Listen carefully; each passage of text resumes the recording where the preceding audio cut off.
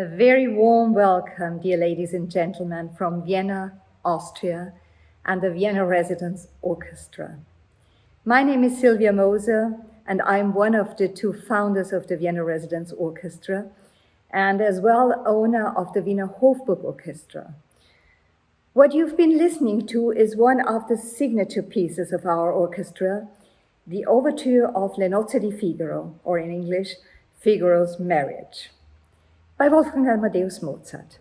But let's start at the beginning, the history of the orchestra.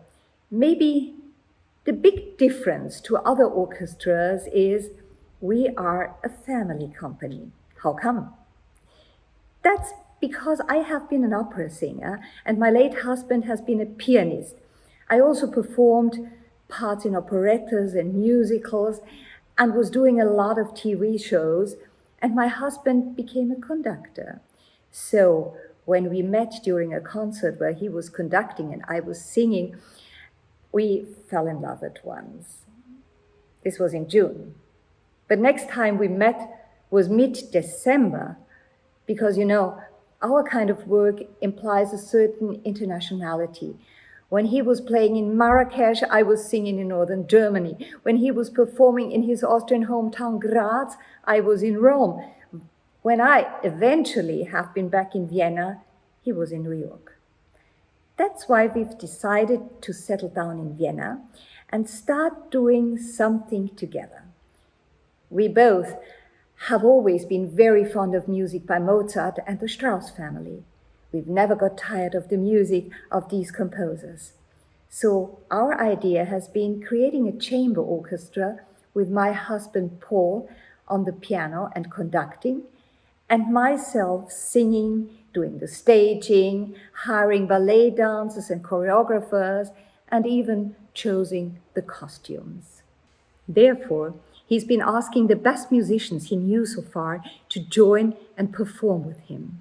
He chose very special musicians, the ones who did not only perform Viennese classical music at very high standard, but brought along that special feeling which is required to turn the Viennese waltz into a great experience.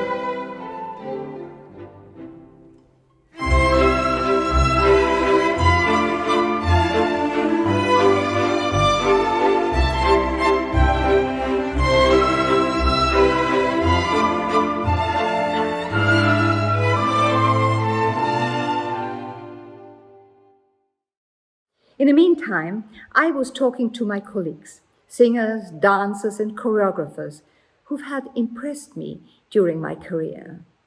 Then we've discussed the program. This was actually the hardest part because there are so many fantastic pieces we were fond of, and each of us considered them absolutely necessary for our concert, that it took us like 3 or 4 months until we eventually had the program, both to our taste, but as well educational, for example, for young people who've never been listening to classical music. And then we did it. Paul was walking into the castle of Schönbrunn and asking if we could do a daily concert in one of the most beautifully painted rooms there, the Bergelzimmer, and the adjoining gym of the Empress Sissi, our first concert hall. In the meantime, I've been doing the staging with the singers and dancers, and I have as well designed, chosen the fabric, and having sewn costumes of the period. This has been the beginning. We did almost everything by ourselves, like advertising, ushering people into the concert, responding to telephone, emails, and fax, helped only by my son from my first marriage. That's surely been a very hard time, but also a very entertaining and creative time. We enjoyed very much. Relatively quickly, we became bigger and bigger. We've created a lot of different programs and played in almost every beautiful Baroque and Classicistic concert hall in Vienna, including the 2 most famous, the Wiener Konzerthaus and the Wiener Musikverein, the Golden Hall, where the famous New Year's concert by the Vienna Philharmonic Orchestra is transmitted every year. A lot of guests liked our programs, and so we have hired secretaries, ushers, people for transport of costumes and instruments, and many more.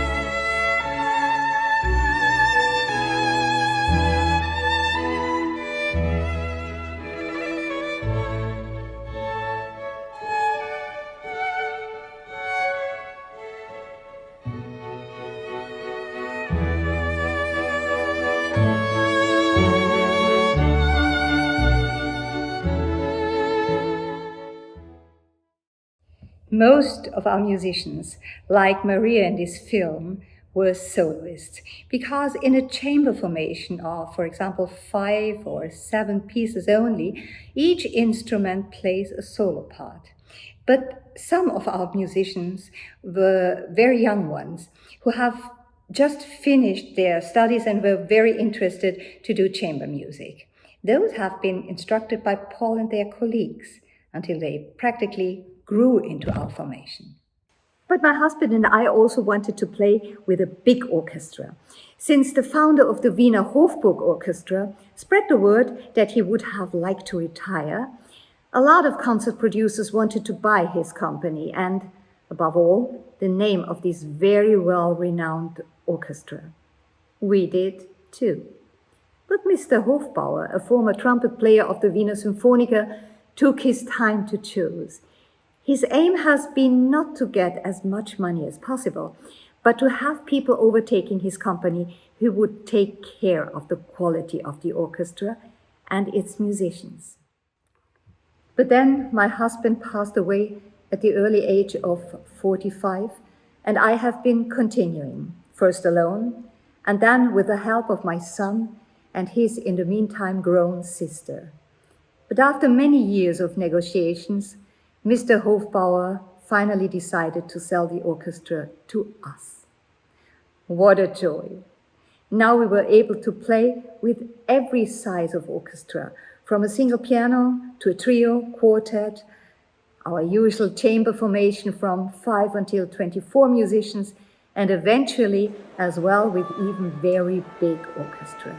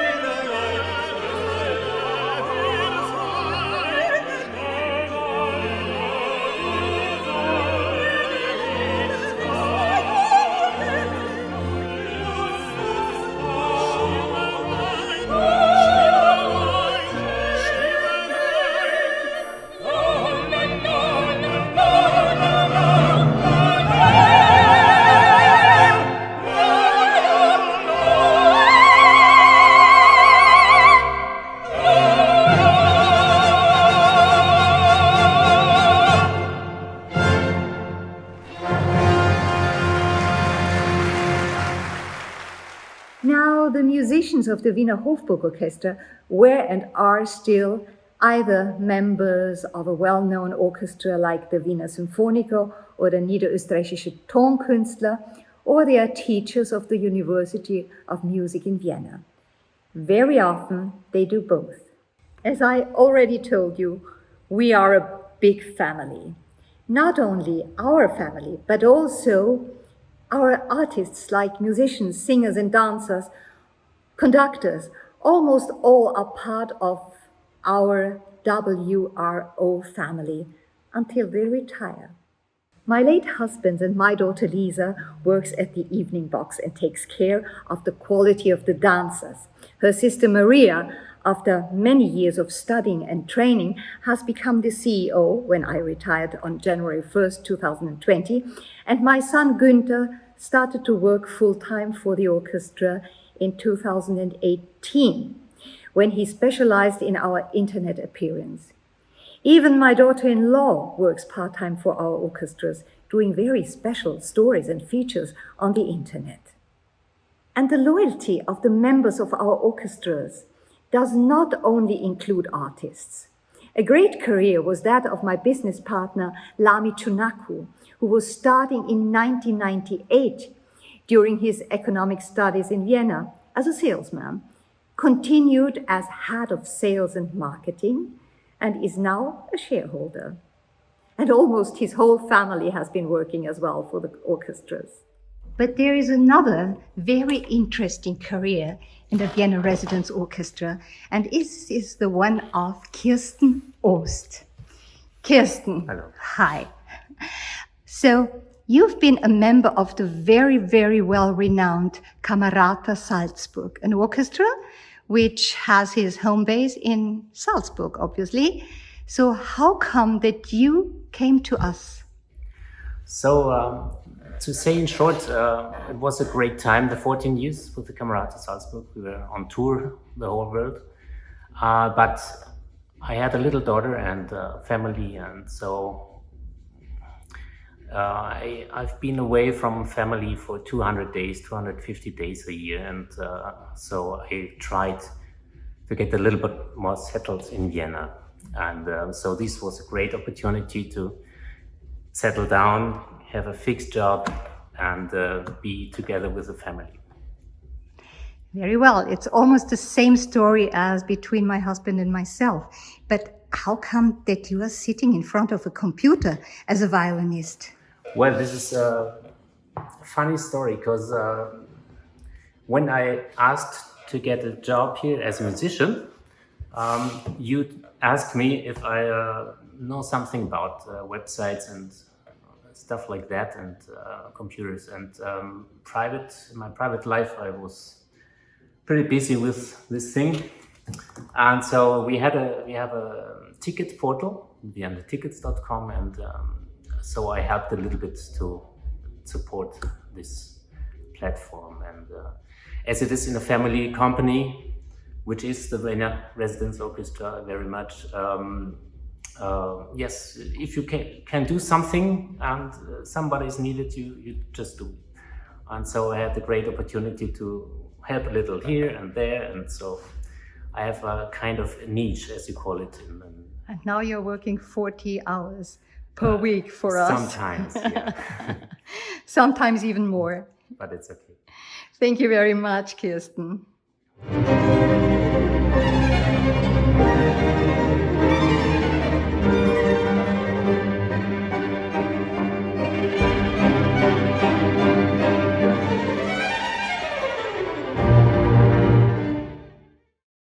Let's start with our musical director, Maestro Giuseppe Montesano. Ciao, Giuseppe. Good evening. So, long time no see. Giuseppe, how did you pass those last 1.5 years? Well, it was an interesting time, and I mostly used it to do something that I normally have no time for. So I was studying other things. I started to learn also something about business and administration, and I went back to some old loves that I had when I was a student. So I started again to practice very theoretical musical things like counterpoint, and I spent a lot of time reading books. And I did one new thing in my life. I took a dog. Oh, congrats. I envy you.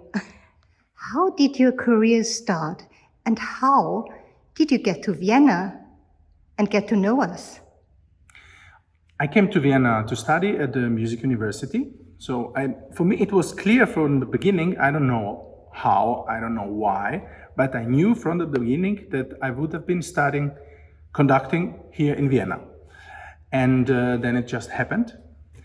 And during my education, I had the opportunity to learn in the Operettenlehrgang. This is the Klasse for Operetta in the Vienna Conservatorium. And there I met Christian Pollack, who was the former music director of this orchestra, and he was just introducing me to you. And that's how I came to you. Apart from Mozart and Strauss, which you obviously like, do you have a favorite piece? Well, I'm Italian and I love Puccini. It's a little bit a stereotype, but it is true. And I must say there is a quite similar way of composing melodies in Puccini and in Lehar. And this is somehow how I also feel close to Viennese music. All our cast is very international, isn't it? There is practically no nation we don't have a musician, singer, or dancer from. But they all studied in Vienna, haven't they? Before, I have told our guests about the special feeling which is required to turn a Viennese waltz into a great experience. Because it's not 1, 2, 3, 1, 2, 3. It's more like 1, 2, 3, 1, 2, 3. Or either 1, 2, 3, 1, 2, 3. Can you tell us more about it? Well, of course, I'm not from Vienna, I'm not Austrian, so somehow I had to learn this feeling for the rhythm. As you right said, this is a feeling. It's not something that you can really explain. Of course, it comes from a technical instrumental issue or way of playing, but it's something that you have to learn. And I have the feeling that it's really connected to the movement of the dancing. Of course, it somehow is superficial, say it like that, but it's connected to this energy going down on the 1. And then the resolution is this 2, which everyone feels like an accent. So it's 1, 2, 3, 1, 2, 3, 1, 2, 3. But I always have the feeling that actually the 1, the energy going down, is the most important part. And I have the feeling that you have the feeling, and that's why you are here. Let's have a look into one of our New Year's concerts to prove your point.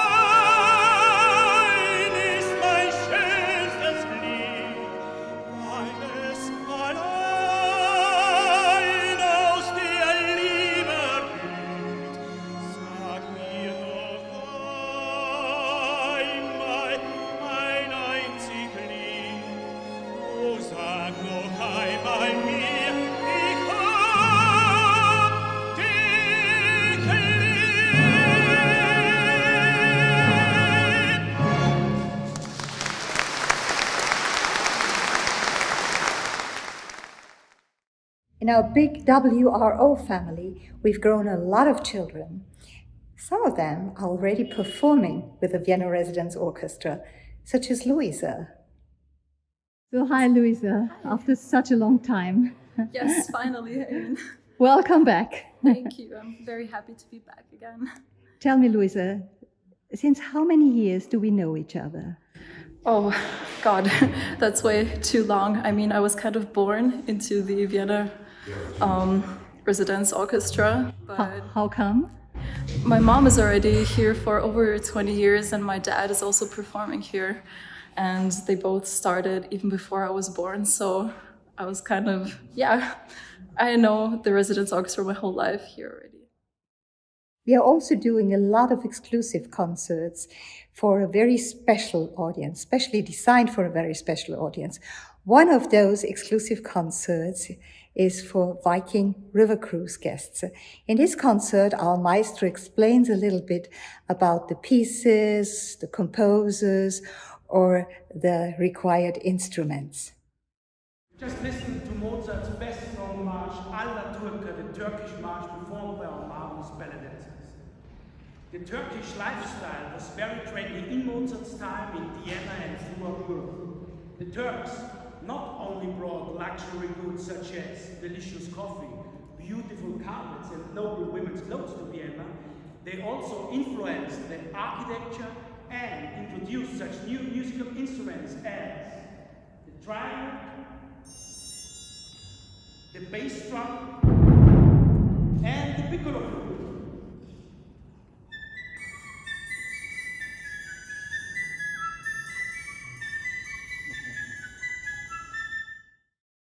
Maybe we can have a look in such an exclusive concert. This is our first performance after 1.5 years of COVID coast break.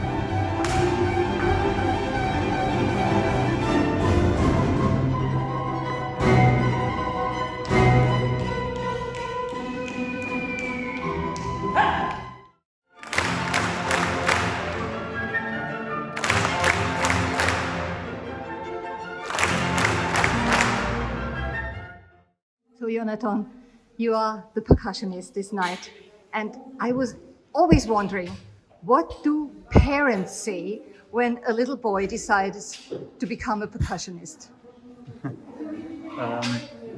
First, I think they were not so happy that I chose the percussion because, I always had the urge to hit on something, and so I was misusing some of my mom's cooking plates and everything which was lying around and not fixed or something was already in my hands. And so one day my parents decided instead of that they bought me a drum set so I could leave my energy on that, and that's how I started playing percussion. And then they were satisfied. I had my own room, which was not too close to their bedroom, and so no, they were happy with me doing what I love. How many hours were you training when you were still a pupil, a child? When I was growing up, I was kind of a lazy child. I enjoyed my youth and going to school, meeting friends like every other normal kid, and just like 1 or 2 hours a day I practiced. So my parents said I had to practice 1 hour, then I could go to soccer training. That was the deal. So, but when I grew older and I became a member of military music, I started practicing way more to get into university. And now, if I am preparing for an audition or for some concerts, I practice 5 to 6 hours a day. How did your life go on during COVID? And it was difficult first, like for everybody, to not have the opportunity to play concerts or have goals to mentally prepare for. But I would say I was very blessed to have a home in the countryside where my parents live, where I went to, and I had a great time there doing some other things that I love or enjoying the nature. So I think I had a good time and I made the best out of it. And it was just possible because of the help of my parents. I wasn't financially so We're not suffering. it's hard, yeah, because I could live at home and yeah, so But did you continue to rehearse at home? yeah, of course. I have some instruments at home, like I said. And The plates of your mother? yeah, exactly. The cooking tools? Yeah, no, the circle is back to the beginning. No, my sister and my brother are also musicians, and we played together at home then. So it was not boring, and I had to set myself some goals to get practicing. But after the first 2 months, where I really didn't practice at all, but it was fine actually. It's nice to do that. I got back into it, and it wasn't a problem anymore. But now I'm happy that concerts are Starting finally, again? Do you have a favorite piece? Yeah. I would say the Third Symphony of Gustav Mahler. Ah, yes, of course. Yeah.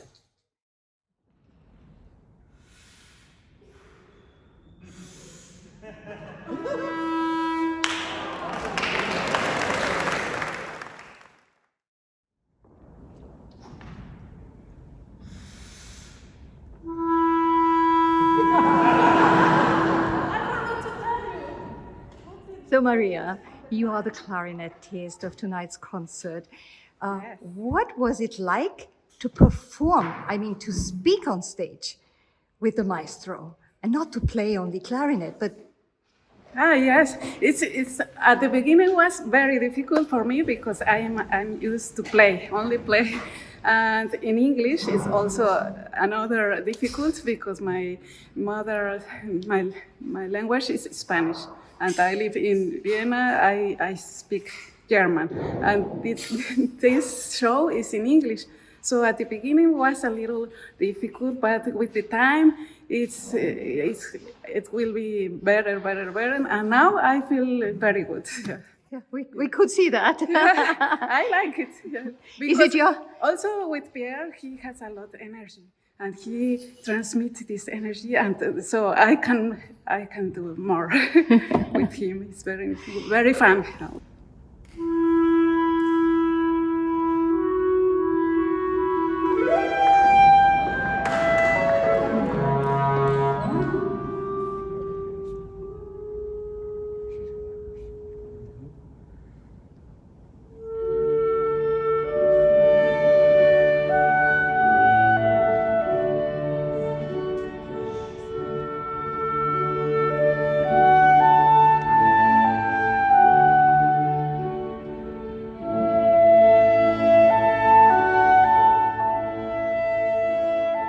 So Pierre Pichler, our maestro of tonight's exclusive concert for Viking.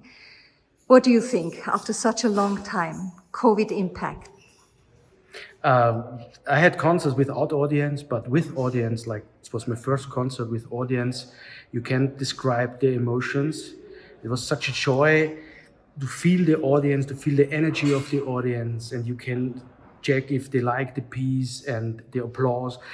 You can't describe the emotions which I had today for my first concert with Viking Cruises audience. And what did you do during COVID time? Well, I did a lot of sport. I rethink my nutrition. So I was losing a lot of weight and gained fitness. And I started different kind of sport. On September 12th, I do my first triathlon, Olympic triathlon, small distance. So I had different goals in different topics, but I also studied scores, wrote new programs like concerts for children. Yeah, and hoping that we can come back soon. And we came back today. It Yes. was really a enjoyable moment for me.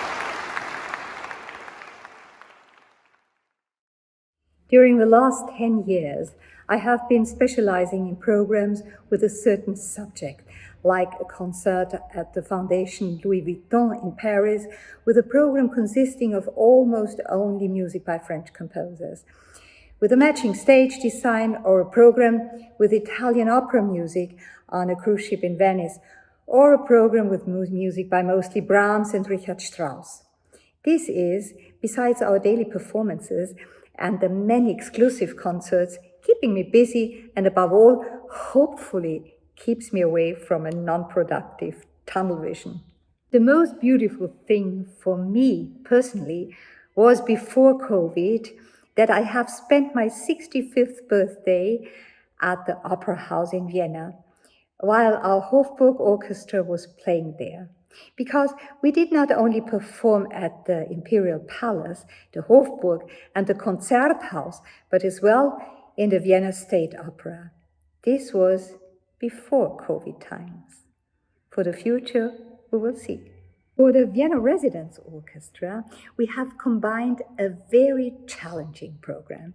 You know, at the moment, it's like at the beginning, few guests and many locals. That's why we feature our musicians. The flutist, the cellist, the pianist, and of course the solo violinist. They all have a special piece to play which shows their qualities. And I like the program even more than before. It is very exciting. Beside Mozart and Strauss, we've chosen composers and pieces who have, like the Vienna Residence Orchestra, their anniversaries in 2021. So we are performing Carnival of the Animals by Camille Saint-Saëns and even Astor Piazzolla's Libertango. And as every one of our concerts, this is very interactive too.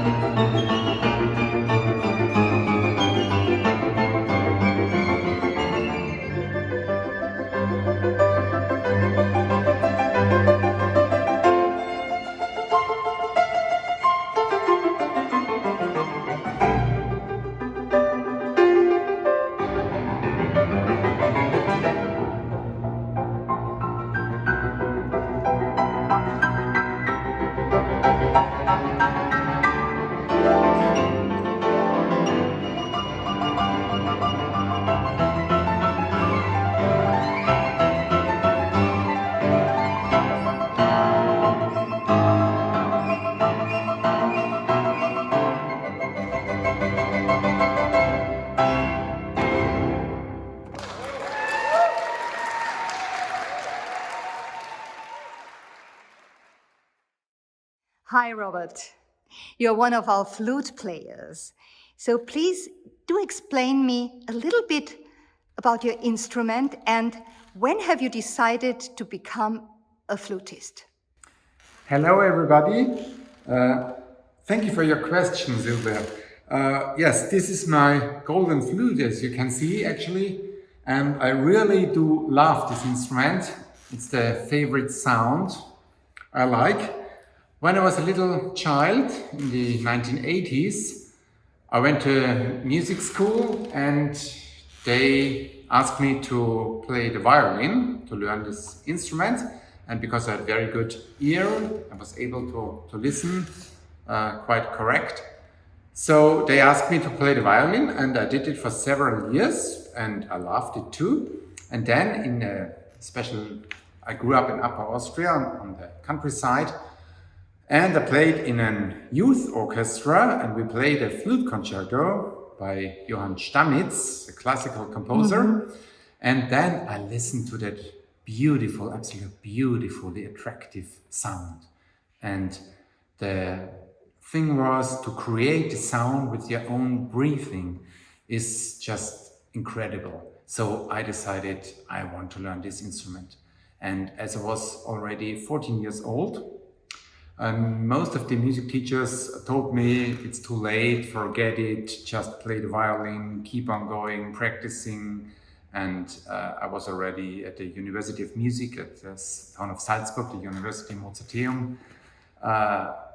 But I had a strong mind, so I decided to learn this instrument. I loved it. And when I was 18 years old, I stopped playing the violin and just studied my flute. So there I am.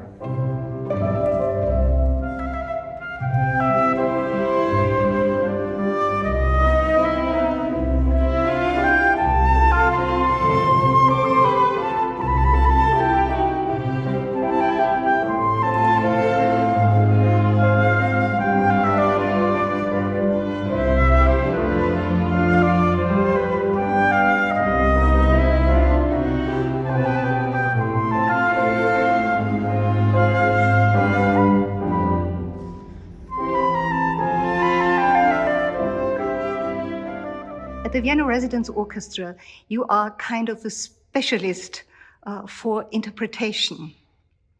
How come? When I finished the University of Music and Performing Arts in Vienna with the so-called modern flute, my golden flute, I decided to continue and study historical instruments. And first of all, I played the Baroque transverse flute, the wooden flute, and then I collected flutes, classical flutes, romantical flutes, flutes 19th century, early 20th century flutes. My oldest original instruments is dated from 1791. And I studied musical sources, and it was quite interesting to play the music, what we think the composer thought it could or should be played. We tried to imagine the sound, for example, the 18th century sound when we play 18th century music.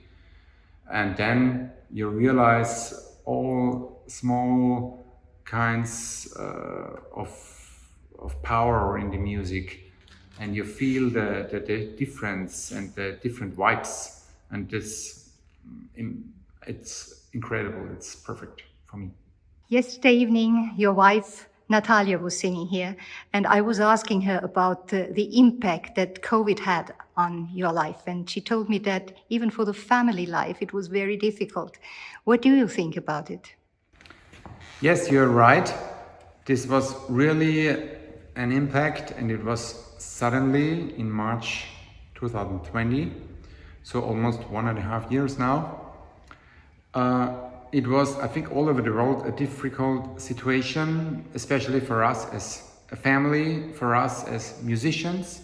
Here in Austria, we were quite lucky because we had very good Corona help funds from the Austrian government. And I personally do teach for 2 days in a music school. So this was perfect for me. It was not very easy because we had online lessons and we tried to do our best. And it was very interesting to realize it worked for us as teachers and for us as for the students.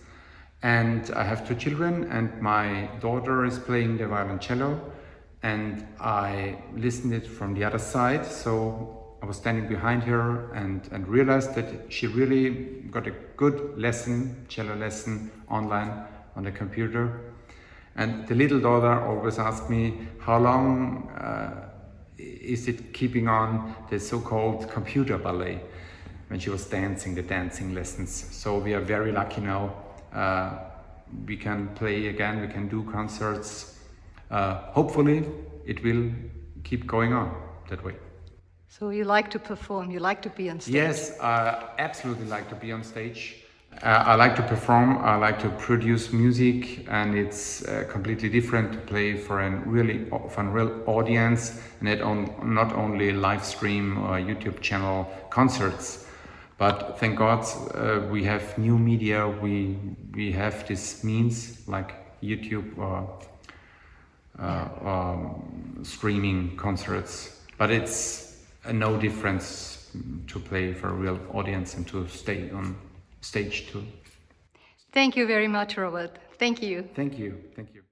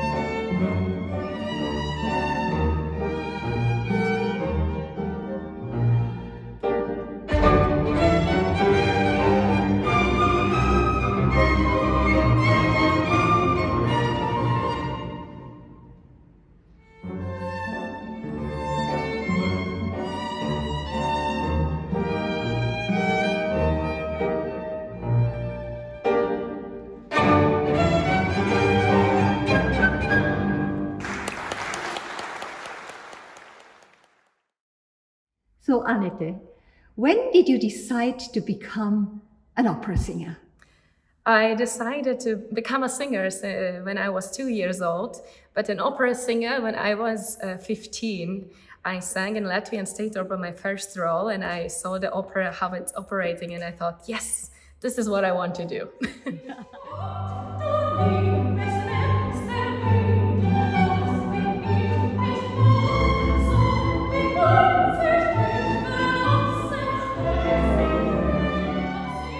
And how and where was your training?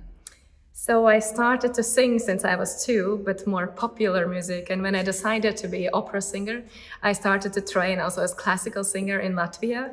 And when I was 20, I came to Vienna and I studied here Music University, opera and also operetta.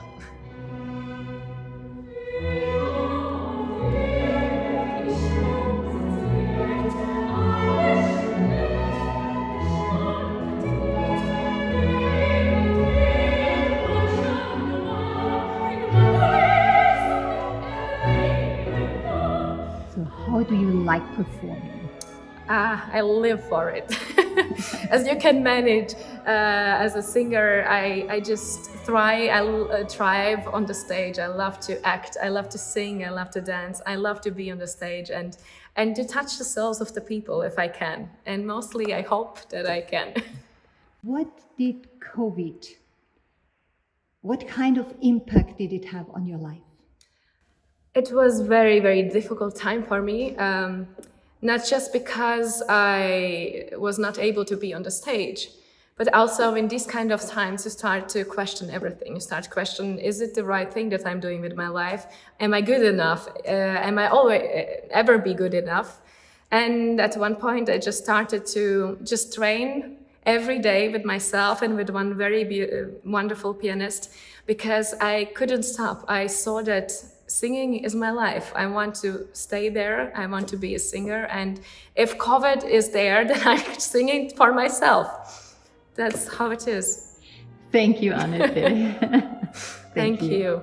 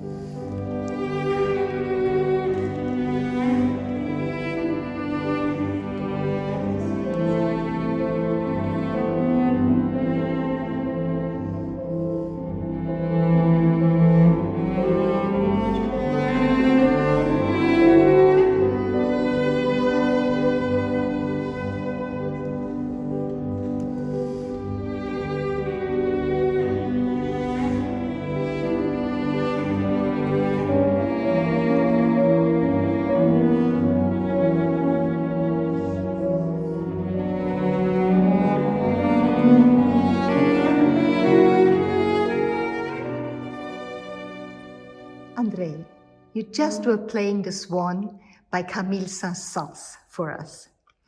So I would like to know, when did you decide to become a cellist and what was your training? Actually, I started to play piano when I was 5 years old, just because of my mother. And then a little bit she decided, and of course with me together, I went in music school with 7 years old as cellist. And till 14 years old, I played both of instruments equal good. But after that, the cello became my first and my solo and my favorite instrument. Do you have a favorite piece? Yes, my favorite piece is Chant du Ménestrel from Alexandre Glazunov for cello solo with orchestra. What kind of impact did COVID have on your life?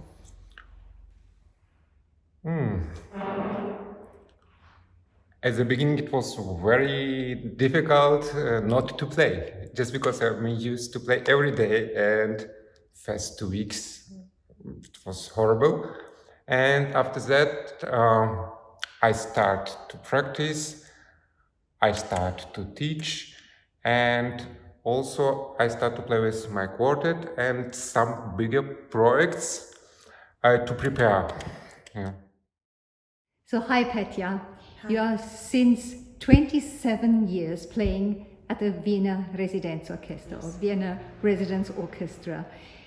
But our audience maybe would like to know, when have you decided to become a cello player? I didn't decide it, my father decided for me. My father was a violin maker or luthier of English, and his favorite instrument was the cello because of the sound. Because the cello has the most beautiful sound, like the human voice, and the cello can touch your heart and your feelings. And he wanted that I become a cellist. So I became a cellist. And did you like it? Did you like the training when you were a little girl? I was not amused because the people of the street, they are laughing at me and telling what are you carrying? It's a boat or what is this? And it was very hard because cello is a very difficult instrument to play the right note. Can you show us your instrument? Yes, this is not so old instrument. Mm-hmm. Here is the head. Yes. Here are the strings. Here in the famous 2F, and from here is coming the sound. Inside is a soul. Inside is a little stick. Mm-hmm. And yeah, this is a bow. The bow is from horse hair. Yes. Very interesting. Let me see it exactly. Yes. Yeah. And when you begin to train cello, what are the first notes you are playing as a child? First notes are tutar, empty notes, the strings.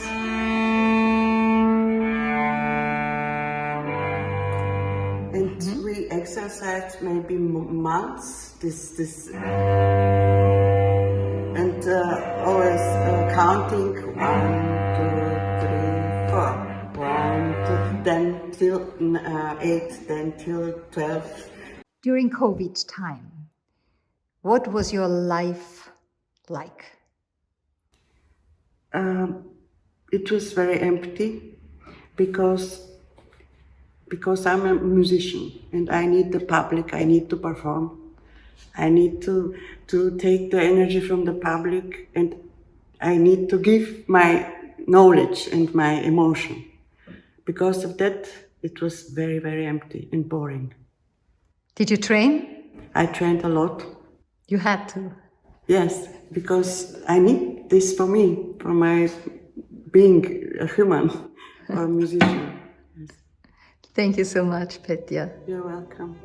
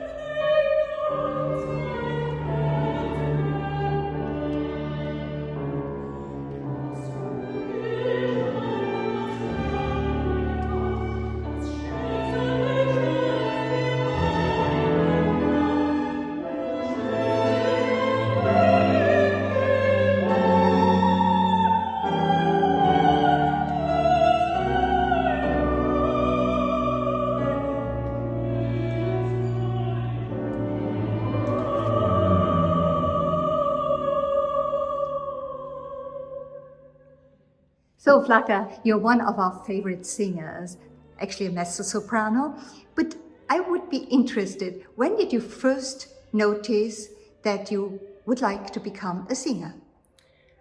I was 9 years old. I was studying piano in my hometown in Jakova in Kosovo.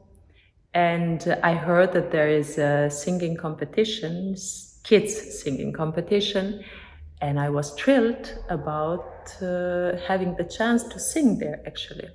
So I went there. I met the director of this festival because he was inside of this school. And I asked him, can I also sing in this festival? I was only 9 years old, and he was a bit surprised. And he said, yes, let's try your voice. And actually, I knew the song which I wanted to sing, and quite well, actually. He was surprised, and so I got the place in the festival, and I got the first prize. And how did you train to become an opera singer? I decided to study then opera singing, actually, and I finished the bachelor's in Albania, in Tirana, and after that I got a scholarship to study in Tel Aviv, in Israel, where I did my master's degree.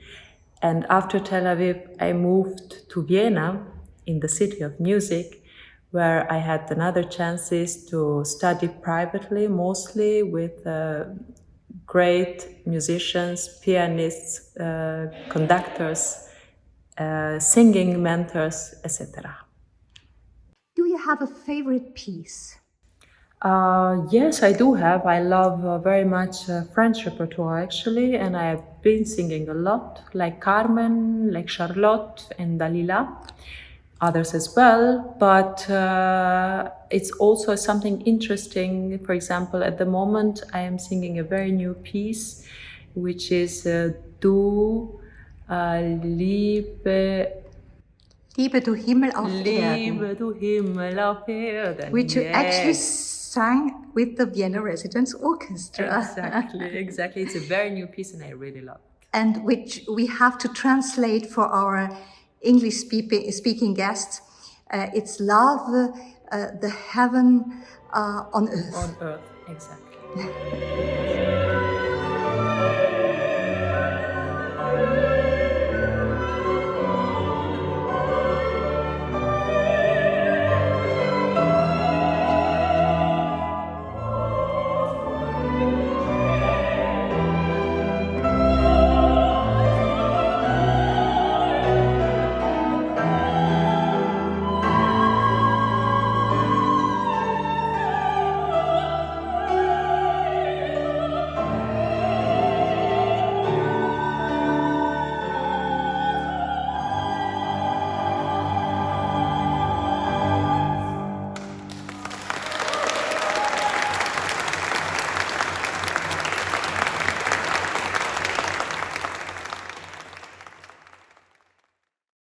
Hi, Sultan. Hello. I was so impressed that you, as the specialist in Europe for Baroque music on the double bass, were so good and with so much esprit at the Libertango by Astor Piazzolla. How is that possible?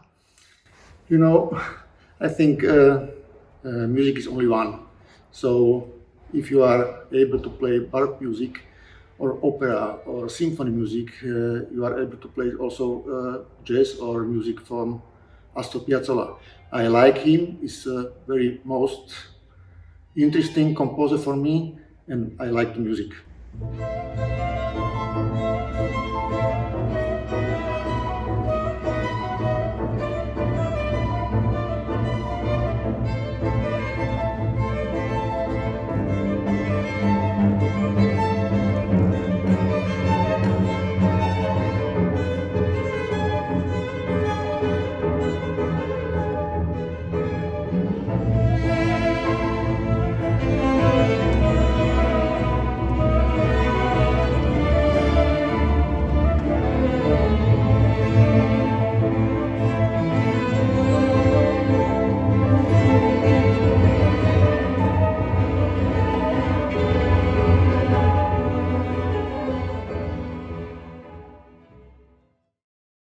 Staki, you're a very special person.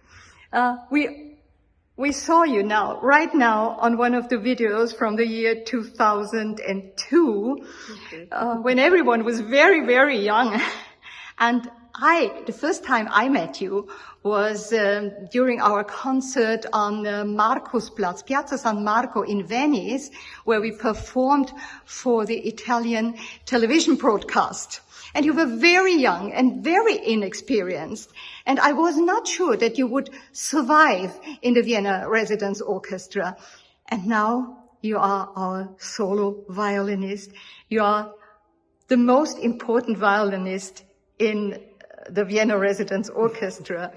You chose the other violinists who are playing. So how do you see your time here in the Vienna Residence Orchestra? Well, very interesting. It was a hard beginning, of course, but through the time I had a lot of colleagues, a lot of friends, and now they are like my family. It's really one of the most beautiful times that I have. You just told me a very interesting story of my husband Paul. When you were auditioning, can you repeat it, please? Yes, Paul was a very special person. He had a very special feeling about people and about musicians, and I didn't know that. And I came to him, and it was like a mini audition. I played for him Mozart Violin Concerto, and then some other pieces from repertoire. And it was very short, very short. He was like, can you play for me Mozart? Like 2 or 3 minutes. Okay. Can you another piece play? Yeah, I was playing. And in 1 minute, he was excellent. You got the job. And I was standing like this. I was thinking, he's joking with me, or I didn't understood immediately that he understood immediately the people and character and musician. He was very, very special at this time. Yeah.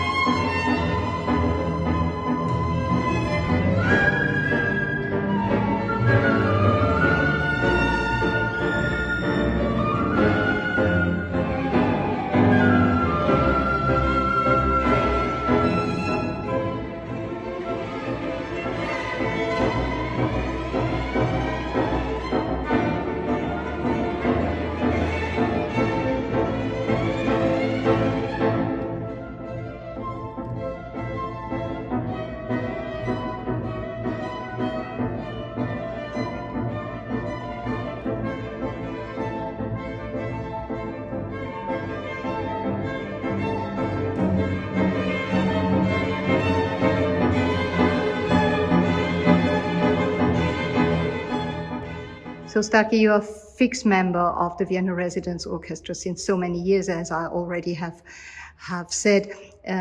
But how did COVID, the 1.5 years of COVID, impact your life? Well, c'est la vie.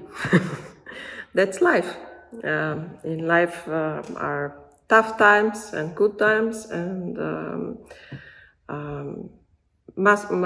you must look just for good opportunities to fight for good moments, and don't give up.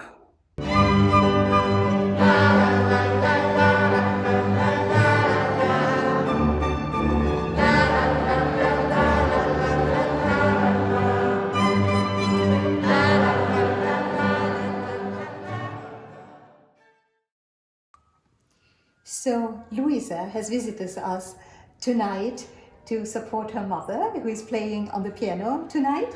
And I would like to ask you, first time I saw you, you were not a ballet dancer. You were 5 years old and were playing the violin in one of our children's concerts. So how come that you became then a dancer? Well, me myself, I was always more up to movement and for dancing, and I was a figure skater before. But my parents, they insisted that I should try piano, the violin, but after all, I decided to stay with the ballet, and yeah, I'm very happy with it. And you were training in the Vienna State Opera? Yes, for 12 years, and I performed there as well. And yes, these were amazing years, many opportunities, many shows, and now I'm here and it's continuing, so I'm very happy with it. And I think you love to perform. Yes, yes, it's my true passion, it's a joy, it's a feeling that you just can't describe, but yeah. And you are certainly very proud, Inga. Yes. And I have to ask you, what was the COVID impact on your life? Oh, not just in mine. I think in every artist's life it was a huge impact, and it was so hard to deal with it, to not be able to perform, to not be able to go on stage, to rehearse every day in a studio. You had to sit at home and try to do the best out of it. And of course, it's really hard, and it was the hardest thing was to motivate to do something every day. But yeah, of course, now we're all happy to be back, as well as the audience is finally able to come and visit the shows. I think everyone is kind of... And your mom is not rehearsing all day long on the piano? Oh no, she was for sure rehearsing every day. I'm really proud. I didn't do and it. it didn't disturb you? No. She's amazing. Every day she was sitting and rehearsing and trying to do the best out of it, because she really can't live without the stage. I mean, we know that. Yeah. Thank you, Inga. Thank you, Luisa.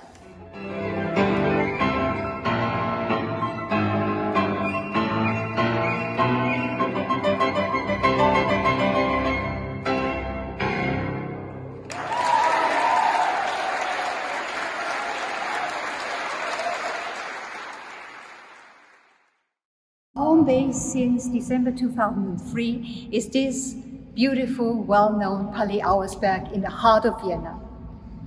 But home base may always change. Our real home base is in our hearts, with a lot of love for good music and a lot of creativity too. So, whenever you feel ready to come over to Vienna, be our guest.